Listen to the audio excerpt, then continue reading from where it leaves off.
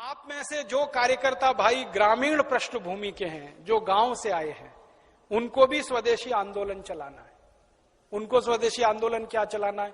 अपने गांव में विदेशी कंपनियों की सबसे ज्यादा बिकने वाली जो चीज है वो है रासायनिक खाद, जिसको हम यूरिया कहते हैं, डीएपी कहते हैं, सुपर फॉस्फेट कहते हैं, और रासायनिक कीटनाशक जिसको एंडोसल्फान कहते हैं, मेलाथियान कहते हैं, पैराथियान कहते हैं, बेंजीन हेक्साक्लोराइड कहते हैं। तो ये विदेशी कंपनियों के कीटनाशक और रासायनिक खाद ये किसानों के बीच में सबसे ज्यादा खरीदी जाती है। और एक साल में 4,80,000 करोड़ रुपए की खरीदी जाती है रासायनिक खाद और कीटनाशक। माने हमारे किसान हर साल रासायनिक खाद और कीटनाशक खरीदकर विदेशी कंपनियों को 4,80,000 करोड़ रुपए दे रहे हैं। ये भी हमको बचाना है। तो क्या करना है? किसानों को जब समझाना है जाकर गांव गांव में कि भैया ये रासायनिक खाद विदेशी है, ये मत डालो। तो किसान पूछेगा क्या डालें? तो उससे कहो गोबर की खाद डालो, ये रासायनिक खाद मत डालो। तो किसान पूछेगा जी गोबर की खाद में फायदा कम है, रासायनिक खाद में फायदा ज्यादा है। तो उसको बड़े प्रेम से समझाना है कि गोबर की खाद में ही फायदा ज्यादा है, रासायनिक खाद में फायदा तो बहुत कम है, क्योंकि रासायनिक खाद बहुत महंगी मिलती है। पहले एक कट्टा रासायनिक खाद मिलती थी 70 रुपए में, अब एक कट्टा रासायनिक खाद मिलती है 350 रुपए में, 300 रुपए में, 350 रुपए में, और कभी कभी ब्लैक हो जाए तो 500 रुपए में यूरिया। और हर साल कीमत बढ़ती जाती है। क्यों? क्योंकि ये रासायनिक खाद बनती है उन वस्तुओं से जिनको पेट्रोलियम प्रोडक्ट्स कहा जाता है, और सारे पेट्रोलियम प्रोडक्ट्स जिसको नेफ्था कहते हैं वो विदेशों से आता है। इसका पैसा पूरा विदेश में जाता है। किसानों को समझाइए ये कि बहुत महंगी पड़ती है। और इसकी महंगाई पता है दूसरी क्या है?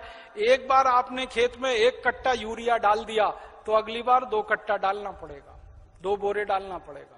और एक बार 2 बोरे पड़ गया तो अगली बार 3 बोरे डालना पड़ेगा। एक बार 3 पड़ गया तो फिर 4 डालना पड़ेगा। हर बार बढ़ता ही जाता है, बढ़ता ही जाता है, बढ़ता ही जाता है, खर्चा बढ़ता जाता है। और मालूम है रासायनिक खाद बहुत गर्म होता है। गर्म रासायनिक खाद यूरिया डीएपी आप डालते हैं, मिट्टी पूरी चटक जाती है गर्मी के कारण, तो पानी ज्यादा देना पड़ता है। गोबर की खाद लगा के खेती करें तो गेहूं की फसल लेने में 3 पानी लगता है। यूरिया डीएपी डालकर अगर गेहूं की खेती करें तो 5-6 बार पानी लगाना पड़ता है। पानी का खर्चा बढ़ जाता है, और पानी का खर्चा बढ़ेगा तो पानी तो जमीन में से ही निकालना पड़ता है। जमीन से ज्यादा पानी निकाल के आप खेतों में डालते रहेंगे तो पानी का तल नीचे नीचे नीचे नीचे होता चला जाता है। पहले पानी 25-30 फुट पे मिलता था, अब पानी 900 फुट तक नहीं मिलता खेतों में। तो किसानों को समझाइए कि यूरिया डालने से बड़ा भारी नुकसान है। एक तो हर साल खाद की मात्रा बढ़ानी पड़ती है, खर्चा बढ़ता है। दूसरा, हर साल पानी की मात्रा बढ़ानी पड़ती है, वो खर्चा बढ़ता है। और जहां पानी निकालने के लिए बिजली नहीं है वहां डीजल पंप चलाना पड़ता है, तो डीजल का खर्चा बढ़ता है। और डीजल कभी भी महंगा होता रहता है। एक जमाने में 7 रुपए लीटर मिलता था डीजल, अब 35 रुपए लीटर। 2-4 दिन के बाद ये 40 रुपए लीटर होने जा रहा है। फिर हो सकता है 1.5 साल में 100 रुपए लीटर हो जाए। किसान कहां जाएगा? मर जाएगा वो तो डीजल का खर्चा करते करते। और फिर एक और नुकसान होता है कि ये यूरिया डीएपी जब हम खेत में डालते हैं तो मिट्टी में ये केमिकल घुल जाते हैं, और मिट्टी में घुल गए तो पौधे की जड़ में आ जाते हैं, पौधे की जड़ से पौधे के तने में आ जाते हैं, पौधे के तने से पौधे के फल में आ जाते हैं, पौधे के फल में आ जाते हैं तो फिर वही फल हम खाते हैं, हमारे शरीर में आ जाते हैं। और हमारे शरीर में अगर ये जहर आ गया तो हमारी माताएं तो पूतना हो जाती हैं। आपने पूतना की कहानी सुनी? कृष्ण भगवान को जहर पिलाने के लिए आई थी। आज हमारी माताओं के दूध में जहर आ चुका है, अपने अपने बच्चों के लिए वो पूतना की स्थिति में है। आज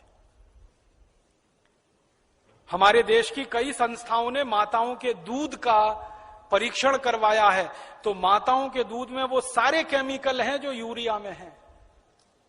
माताओं के दूध में वो सब केमिकल हैं जो कीटनाशक दवाओं में हैं, क्योंकि भोजन हम कर रहे हैं, भोजन के साथ वो शरीर में जा रहे हैं। और यही केमिकल हैं जो आपको कैंसर पैदा करवा रहे हैं, जो आप में डायबिटीज दे रहे हैं, जो आप में हाई ब्लड प्रेशर दे रहे हैं, हाइपरटेंशन दे रहे हैं। 148 किस्म की बीमारियां इन जहरों से पैदा होती है। इसलिए किसानों को समझाओ कि ये यूरिया डीएपी का जहर एक तो विदेशी है, ये बंद करो।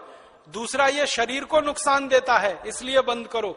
तीसरा, ये पैसे का नुकसान करता है, इसलिए बंद करो। तो किसान पूछेंगे भाई क्या करें, तो उनसे कहो गोबर का खाद डालो। अब किसान क्या पूछेगा आपको सबसे पहले, वो कहेगा गोबर के खाद से तो उत्पादन नहीं।